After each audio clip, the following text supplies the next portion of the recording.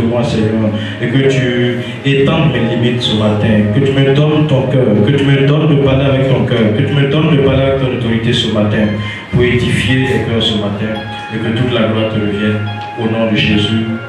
Amen. Est-ce que vous pouvez acclamer le Seigneur?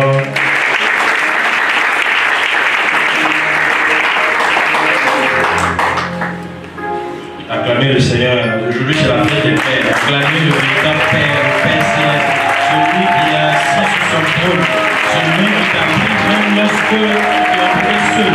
Acclame le Père des pères. Acclame celui qui est le Père Céleste, le Père véritable, celui qui n'abandonne jamais, celui qui ne nous abandonne jamais, qui sera toujours avec toi. Et il a dit, même si tu traverses le feu, il sera avec toi. Acclame Jésus-Christ Nazareth ce matin. Acclame celui pour qui nous le devons ce matin. Acclame ce grand Dieu, le Père Céleste. À lui toute la gloire. Au nom de Jésus. Amen. Nous sommes en juin, le 20 juin, et nous sommes dans le thème de la fécondité, dans la vision et l'inspiration. Amen. Et ce matin, j'aimerais partager un thème avec toi. Le thème c'est appuie-toi sur Dieu seulement et va jusqu'au bout. Le thème c'est appuie-toi sur Dieu seulement et va jusqu'au bout. Alléluia. Bien aimé, dans la vie d'un homme, à un moment donné de la vie d'un homme avec grand H, amen, il y a des moments de décision et des moments de choix. Et lorsqu'on est dans la vie sur terre, nous aspirons à de meilleures conditions, nous aspirons à de meilleures situations sociales, spirituelles, maritales, professionnelles. Amen. Et souvent, nous avons des idées, des projets. Amen. Et nous sommes souvent dans notre marche confrontés, comme j'allais le dire, nous arrivons souvent à des ronds-points. Nous ne savons pas forcément dans quel chemin aller. Amen. Et malheureusement dans la vie, tu ne sauras pas où aller tant que tu ne t'es pas engagé. Mais comment est-ce que nous devons choisir? Amen. Où nous diriger? Alléluia. Nous sommes souvent à la croisée des chemins. Et nous, en tant qu'enfants de Dieu, devons toujours nous rappeler que nous avons un Père Céleste. Alléluia. Et ce Père Céleste-là, c'est toute chose. Il connaît toutes choses. Il connaît le bout du chemin que tu vas emprunter avant que tu ne l'aies pris. Amen. Et lui, il est en dehors du temps. Il est en dehors de la matière. C'est comme si tu te retrouvais sur un terrain en train d'avancer. Lui, il est en dehors du terrain. Il est même le concepteur du terrain. Amen. Et il te voit marcher. Et nous, en tant qu'enfants de Dieu, que devons-nous faire? Nous avons la grâce d'avoir ce Père avec nous, d'avoir le Père Céleste avec nous. Et nous devons nous fier à lui. Amen. Le livre des Proverbes nous dit, au chapitre 19, verset 21, il y a dans le cœur de l'homme beaucoup de projets, mais c'est le dessein de l'Éternel qui s'accomplit. Amen. Il dit, tu as beau tourner, c'est le dessein de l'Éternel qui s'accomplit.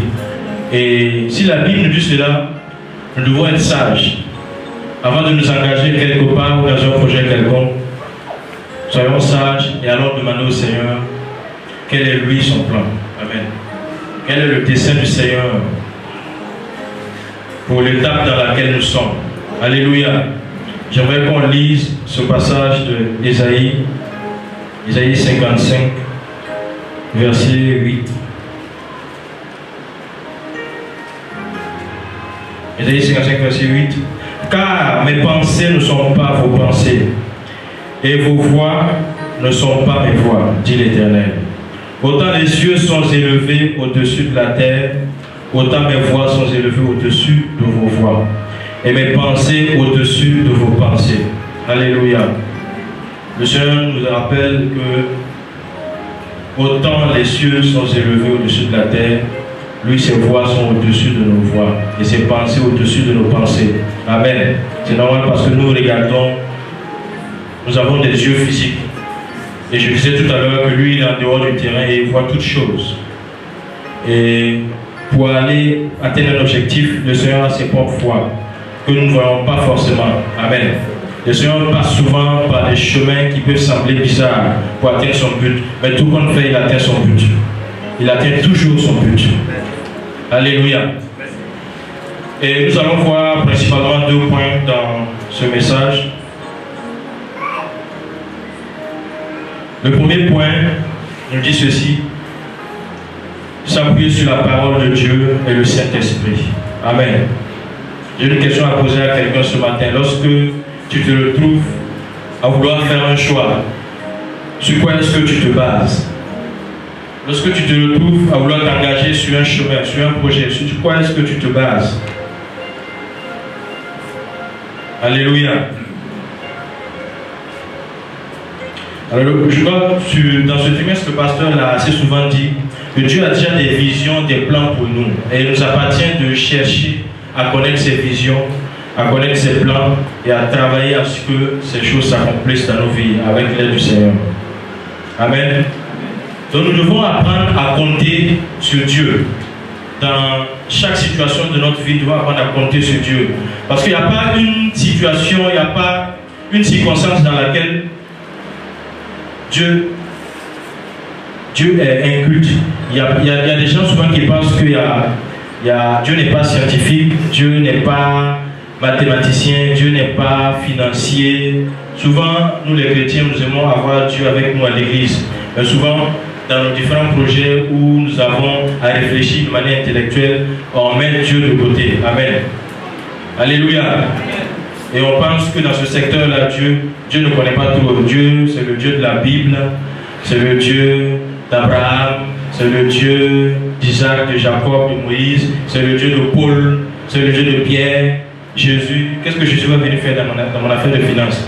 Qu'est-ce que Jésus va venir faire dans mon affaire de travail? Qu'est-ce que Jésus va venir faire dans la tactique que je cherche pour pouvoir mettre une marchandise sur le marché? Amen. Alors nous nous trompons. Alléluia. Il n'y a rien que Dieu ne connaisse. Il n'y a rien que Dieu ne sache faire. Alléluia. Il suffit seulement de s'approcher de lui et de lui confier toutes choses. Et il nous guide. Alléluia. Et si seulement nous voulons que nos visions soient fécondes, il y a un seul qui ne se trompe jamais. Il y a un seul qui voit tout et qui voit vrai. Alléluia. Et celui-là, c'est Jésus-Christ de Nazareth. C'est notre Dieu. Et Dieu a plusieurs manières de nous guider. Dieu a plusieurs manières de nous orienter. Amen. La Bible dit que Dieu parle tantôt d'une manière, tantôt d'une autre, et l'homme n'y prend point garde. Amen. Mais comment est-ce que nous cherchons Dieu? Est-ce que d'abord nous cherchons Dieu? Amen. Lorsqu'on dit que nous cherchons Dieu, nous devons compter uniquement sur lui et nous laisser conduire et orienter par la parole de Dieu et son esprit. Alléluia. Nous devons apprendre à compter sur la parole de Dieu et le Saint-Esprit de Dieu. La Bible nous dit, je vais lire ce passage, Psaume 84 au verset 6. Heureux ceux qui placent en toi leur appui, ils trouvent dans leur cœur des chemins tout tracés. Heureux ceux qui placent en l'Éternel leur appui, ils trouvent dans leur cœur des chemins tout tracés. Amen. Le fait de compter sur Dieu, de s'attendre à lui, de le consulter, de prendre son avis régulièrement, fait que au fil de ta marche, tu trouves un chemin dans ton cœur tout tracé, comme si ce chemin-là avait existé auparavant. Mais en fait, c'est Dieu qui te dévoile au fur et à mesure son plan. Alléluia. Amen. Amen. L'erreur souvent, c'est que nous cherchons à nous fier à notre connaissance intellectuelle. C'est bien, nous avons besoin de cela. Nous cherchons à nous fier uniquement à cela. Nous cherchons à nous fier uniquement à nos relations, à nos expériences passées. Nous cherchons à nous fier à l'homme également. Amen. Alors que l'homme n'est pas fiable du tout. Alléluia. L'homme n'est pas du tout fiable. La chair n'est pas du tout fiable. La chair est faible. N'est-ce pas? Ce que je vous ai dit tout à l'heure, la chair est faible. Amen. Donc je disais tout à l'heure, il n'y a pas de domaine qui ne touche que Dieu ne connaît pas. Amen. Lisons Proverbe 3:5. Confie-toi en l'Éternel de tout ton cœur et ne t'appuie pas sur ta sagesse. Au verset 7a, il est dit ceci: ne sois pas sage à tes propres yeux. Je reprends. Proverbe 3, verset 5, il dit ceci: confie-toi en l'Éternel de tout ton cœur et ne t'appuie pas sur ta sagesse. Au verset 7a, ne sois point sage à tes propres yeux. Amen. Je disais tout à l'heure, c'est l'erreur que nous commettons. Nous ne devons pas nous confier à notre propre sagesse. Nous ne devons pas nous appuyer sur notre propre sagesse. Nous devons nous confier à l'Éternel entièrement, dans tout ce que nous faisons et en tout que nous devons nous confier à Dieu. Alléluia. Et pour cela, nous allons voir l'exemple de quelqu'un dans l'Ancien Testament qui se confiait toujours à Dieu et qui avait toujours du succès également. Amen. Il s'agit du roi David. Le roi David a eu beaucoup de succès dans ses combats parce qu'à chaque fois, il consultait Dieu. Et même lorsqu'il se retrouvait avec les mêmes ennemis, il consulte encore Dieu. Et il ne pose pas qu'une seule question. Il pose la question et il s'attend à la réponse du Seigneur. Prenons nos Bibles dans 2 Samuel.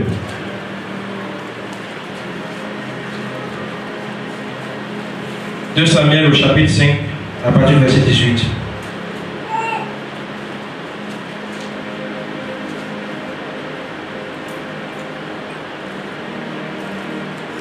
Si quelqu'un a trouvé. 2 Samuel 5, à partir du verset 18. Il s'agit de David qui était en combat à Bordeaux, Israël, avec pour roi David, et les Philistins étaient en train d'attaquer le royaume. Les Philistins, chapitre, verset 18, je lis, 2 Samuel, chapitre 5, verset 18. Les Philistins arrivèrent et se répandirent dans la vallée des Réphaïm. Parce que la Bible dit, David consulta l'Éternel en disant, monterai-je contre les Philistins? Les livreras-tu entre mes mains? 2 questions. David pose la première, il demande à Dieu s'il va monter contre les Philistins. Et il ne s'arrête pas là. Il continue en disant, est-ce que tu vas me livrer est-ce que tu vas les livrer entre mes mains? Amen. Et l'Éternel répondit à David, monte, car je livrerai les Philistins entre tes mains. David ne s'est pas contenté de demander seulement s'il va monter. Mais en plus, il veut être sûr, une réponse claire de Dieu, qui va avoir la victoire sur ses ennemis. Alléluia. Alléluia. Amen. Souvent, nous ne posons pas toutes les questions au Seigneur. Amen. Et souvent, nous ne posons pas les bonnes questions au Seigneur.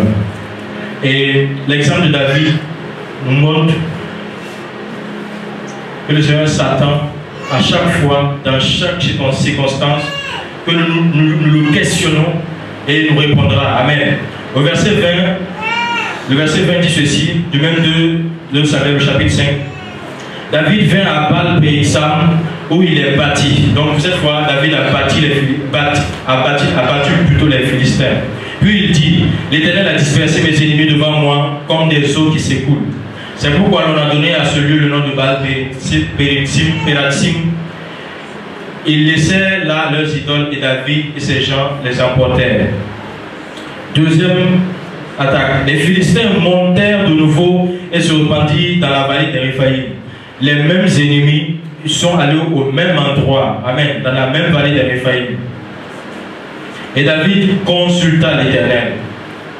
Et cette fois, l'Éternel dit une chose: tu ne monteras pas. Tourne-les pas derrière et tu arriveras sur eux vis-à-vis tes mûriers. Quand tu entendras un bruit de pas dans les cimes des mûriers, alors hâte-toi, car c'est l'Éternel qui marche devant toi pour battre l'armée des Philistins. David fit ce que l'Éternel lui avait ordonné et il battit les Philistins depuis Guéba jusqu'à Gézer. Alléluia. Vous voyez, cette fois Dieu a changé de stratégie. Et si David avait simplement regardé au fait qu'il s'agit des mêmes ennemis, donc de la même armée, et lui il conduit toujours la même armée au même endroit qu'il connaît déjà certainement parce qu'il les a déjà battus là, David allait se fier à son expérience et il allait être battu. Alléluia. Je suis en train de te dire, ne te fie pas des expériences passées. Chaque nouvelle étape nécessite une nouvelle stratégie. Et le stratège des stratèges, c'est l'Éternel des armées. C'est lui que nous devons écouter. Cette fois, Dieu a donné une nouvelle stratégie à David et il lui dit, ne monte pas, patiente, tourne pas derrière. Donc, en réalité, quelqu'un pouvait dire Quelqu'un comme David, qui était habitué à engranger des victoires avec son armée, pouvait dire, mais je suis suffisamment fort au combat. Amen.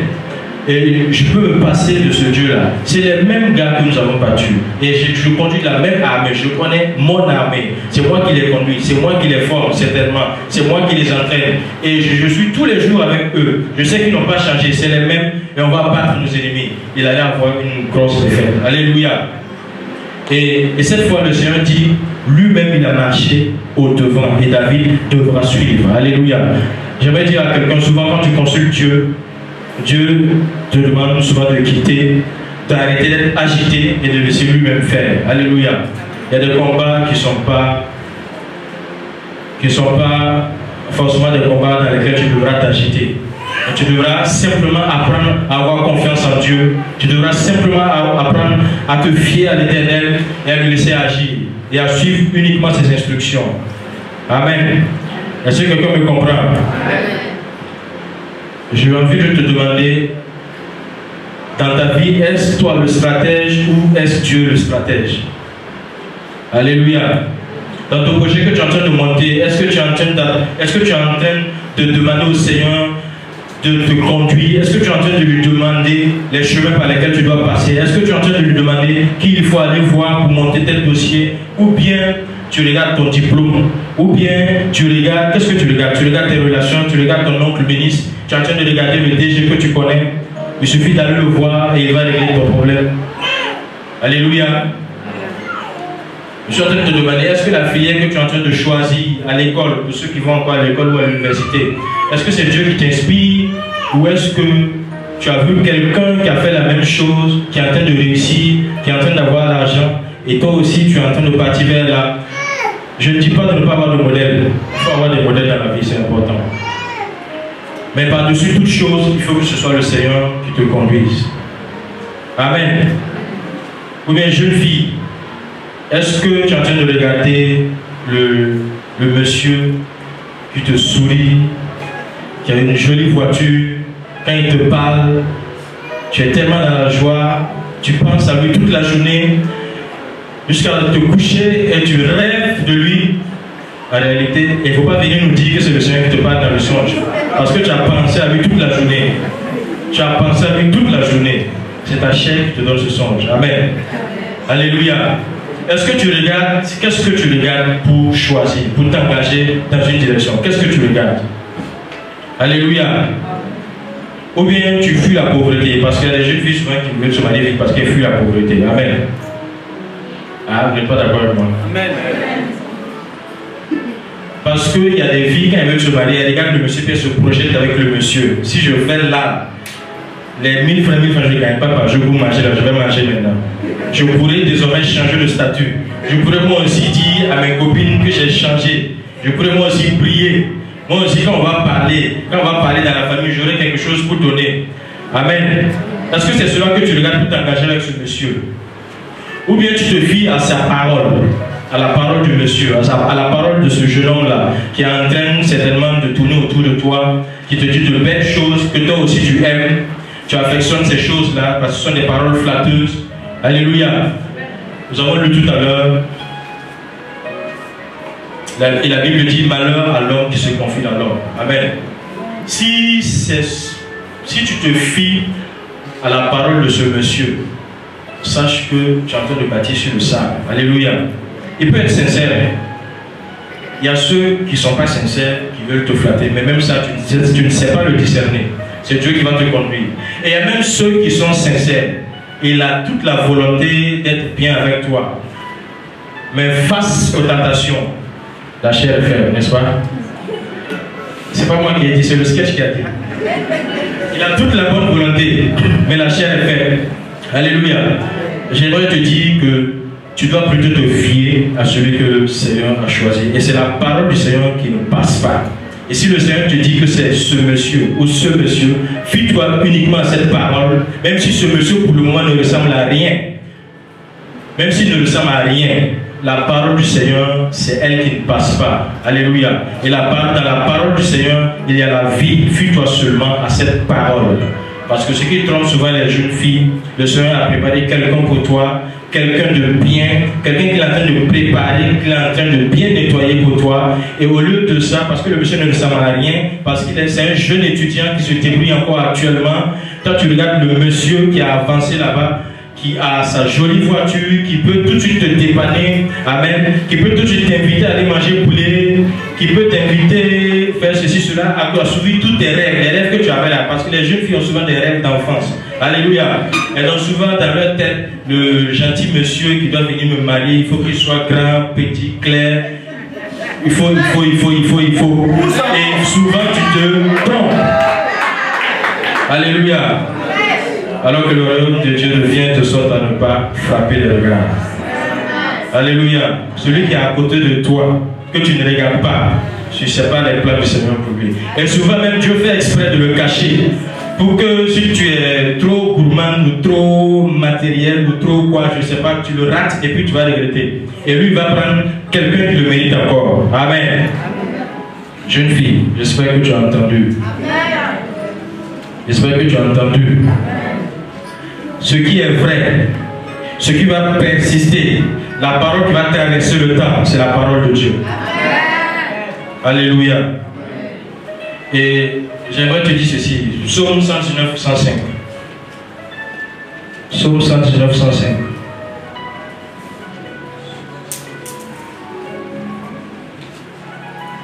Je ne retrouve pas mon psaume.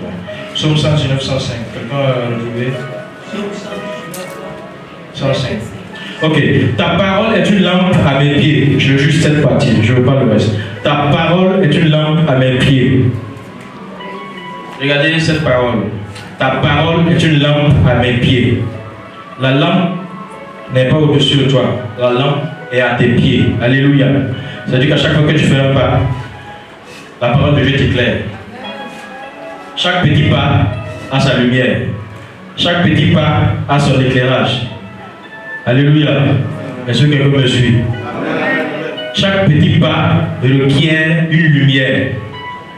Ça veut dire qu'à chaque portion, à chaque fois que tu avances, dans chaque étape où tu te trouves, tu dois requérir la lumière de Dieu. Amen. La lumière dont on parle ici, ce n'est pas une lumière générale qui te suit. Mais à chaque petit pas, tu dois aller demander la lumière de l'Éternel, la lumière du Seigneur. On dirait que quelqu'un n'a pas compris. Non, quelqu'un n'a pas bien compris. Je vais bien expliquer. Vous savez, souvent dans un projet ou dans une vision, il y a plusieurs étapes. Amen. Par où commencer? La plupart du temps, nous commençons par demander au Seigneur, si ce que je veux faire, c'est ta volonté, si ce que je veux faire, tu seras avec moi. Et une fois qu'on a commencé, la plupart du temps, on l'oublie. Amen. On l'oublie et le Seigneur nous regarde nous avancer dans notre vision. Il nous regarde dérouler notre vision, alors que cette vision n'est pas de nous. Donc, dans chaque étape de notre vision, nous devons redemander au Seigneur quelle est sa volonté. Tu commences un projet, avec qui tu commences ce projet? Demande au Seigneur, parce que la plupart du temps, on ne peut pas mener un projet seul. Quand je dis seul, tu peux porter l'idée, mais tu auras besoin de quelqu'un pour exécuter, ne serait-ce que pour exécuter. Amen. Avec qui tu traites, demande au Seigneur. À qui tu confies certaines choses, demande au Seigneur. Qui est-ce que tu recrutes pour faire telle chose, demande au Seigneur. Parce que l'idée peut être bonne, le projet peut être bon, et l'ennemi peut passer par quelqu'un pour arrêter ton projet. Amen. L'ennemi peut s'incruster dans ton affaire en amenant un mauvais pion. Alléluia. En amenant un faux pion. Amen. C'est pourquoi je dis, à chaque pas, tu requiers la parole de Dieu, tu requiers l'orientation de Dieu. À chaque pas, tu devras consulter Dieu. Tu fais comme David. Alléluia. À chaque pas, tu consultes Dieu. Quand tu démarres, tu consultes le Seigneur. Où est-ce que tu amènes tes dossiers? Tu consultes le Seigneur. Qui tu dois voir pour que les pièces administratives sortent? Tu consultes le Seigneur. Dans quel bureau dois-tu te retrouver? Tu consultes le Seigneur. Quand les papiers sont bons, que tu dois démarrer, où est-ce que tu aller acheter tel objet, tu consultes le Seigneur. Ou comment commencer effectivement l'activité, même l'endroit où tu devras commencer, consulte le Seigneur. À chaque étape, consulte le Seigneur. Chaque fois que tu marches, chaque fois que tu lèves le pied, demande la lumière du Seigneur, demande l'éclairage du Seigneur, demande la parole de Dieu. Amen. Et Dieu nous guide par sa parole et également par l'Esprit de Dieu. Alléluia. Et la parole de Dieu, c'est pas ça, il ne s'agit pas forcément de venir prendre la Bible et puis de la lire. C'est bien, il faut la lire. Mais quand je demande la parole de Dieu, c'est l'orientation de Dieu, c'est la direction que Dieu te donne, c'est la directive que Dieu te donne. Alléluia. Est-ce que quelqu'un me suit? Amen. Tu es en train d'investir de l'argent dans un projet. Avec qui tu t'associes? Amen. Même si tu es en train de voir quelqu'un qui apparemment a beaucoup d'argent ou qui est solvable ou qui s'y connaît dans le domaine, fais attention. Fais attention. Tu ne sais pas avec qui tu marches. Demande au Seigneur de te guider. Demande au Seigneur de t'orienter. Toi, tu vois physiquement, mais le Seigneur voit au-delà. Amen. Tu ne sais pas dans quelle espèce de spiritualité ces personnes sont. Tu ne le sais pas. Amen. Alléluia. Et un autre exemple sur David, nous allons voir dans 1 Samuel 30. J'espère que vous avez entendu passer. 1 Samuel 30, verset 1 à 8.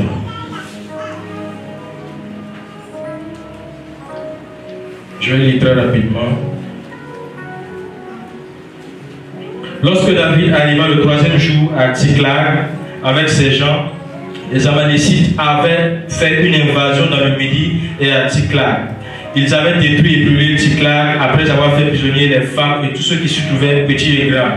Ils n'avaient tué personne, mais ils avaient tout amené et s'étaient remis en route. Alors je vais sauter parce que David et toute son armée étaient allés combattre ailleurs. Et pendant qu'ils se sont déplacés pour combattre ailleurs, les ennemis, les Amalécites sont venus ravager tout leur camp. Alléluia. Alors, David et ses gens arrivèrent à la ville. Voici, elle était brûlée. Leurs femmes, leurs fils, leurs filles étaient amenés captifs. Alors David et le peuple qui était avec lui élevèrent la voix et pleurèrent jusqu'à ce qu'ils n'eussent plus la force de pleurer. Des hommes, des combattants, des gens qui sont dans l'armée, ils ont pris le temps de pleurer parce que tout ce qu'ils avaient était emporté. On ne parle pas des biens même, on parle des femmes, de toutes sortes d'enfants, ils ont été emportés. Alléluia. Et David qui est le leader, qu'est-ce que ces gens-là font à David?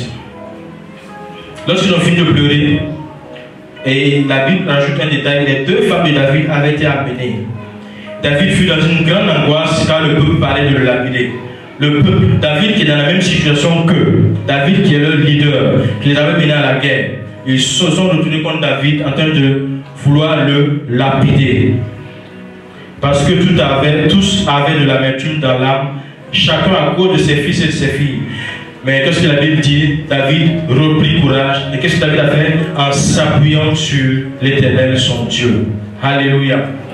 Ici, une fois encore, David a repris courage et il s'est appuyé sur l'Éternel, son Dieu. Et il a consulté Dieu. Et Dieu lui a dit, va, tu vas rattraper ces Amalécites. C'est ce que la suite de l'histoire nous dit. Amen. Même dans la situation de trouble, où à l'instant T, il y a une menace qui pèse sur David. Donc même si une menace pèse sur toi, prends toujours le temps de consulter Dieu. Il te dira quoi faire. David a pris le temps de consulter la parole de l'Éternel. Et la parole de l'Éternel lui fut adressée et lui a dit, rattrape, vas-y, tu vas rattraper ces Amalécites. Et la suite de l'histoire nous dit que David et ses hommes sont repartis à la poursuite des Amalécites et ils ont rattrapé et ils ont repris tout ce qui leur appartenait et même le butin des Amalécites. Alléluia. Tout ça parce qu'il a compté sur Dieu, n'a pas compté sur lui-même, n'a pas compté sur son expérience d'homme aguerri à la guerre, n'a pas compté sur ces hommes qu'il connaît bien, n'a pas compté sur tout ça, mais il a compté sur Dieu. Amen. Alléluia. Donc nous devons compter sur Dieu et Dieu seul et laisser sa parole nous guider et nous orienter. Amen. Je vais avancer rapidement, nous allons passer au second point. Le premier point, c'était quoi le premier point? Amen. Le second point nous dit, vas-y jusqu'au bout. Vas-y jusqu'au bout. Parce que souvent nous commençons beaucoup de choses, nous commençons beaucoup de projets, mais mener ces projets jusqu'au bout, ce n'est pas toujours évident. Amen.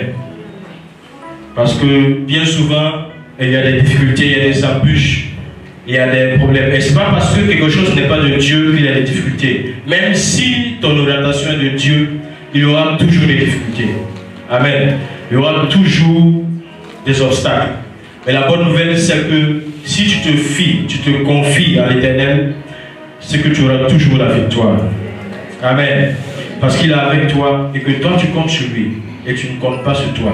Amen. Et j'aimerais te dire que même dans une vision du Seigneur, que le Seigneur t'inspire, Dieu lui-même peut venir te faire un test. Amen. Lui-même, il peut venir dans la vision, dans la marche, là, te faire un test. Alléluia. Te mettre à l'épreuve. Qui n'est pas d'accord avec moi? Donc vous êtes d'accord avec moi? Et pour cela, nous allons prendre un texte dans le livre de Genèse. Nous allons voir Abraham. Amen. Nous allons prendre le cas d'Abraham, que Dieu a éprouvé lui-même. Abraham avait appris à marcher avec Dieu. Il avait commencé à obéir à Dieu. Et Dieu l'a béni avec Isaac. Amen. Et au chapitre 22 du livre de Genèse, la Bible dit ceci. Voici Dieu qui parle à Abraham. Tout d'un coup, Abraham a eu son fils Isaac après tellement d'années d'attente à marcher avec le Seigneur. Ce fut difficile, même avec son épouse. Et Dieu vient un beau matin. Ici on dit Dieu vient un coup Dieu vient. Et puis lui dit, ah, Abraham, je lis, prends ton fils.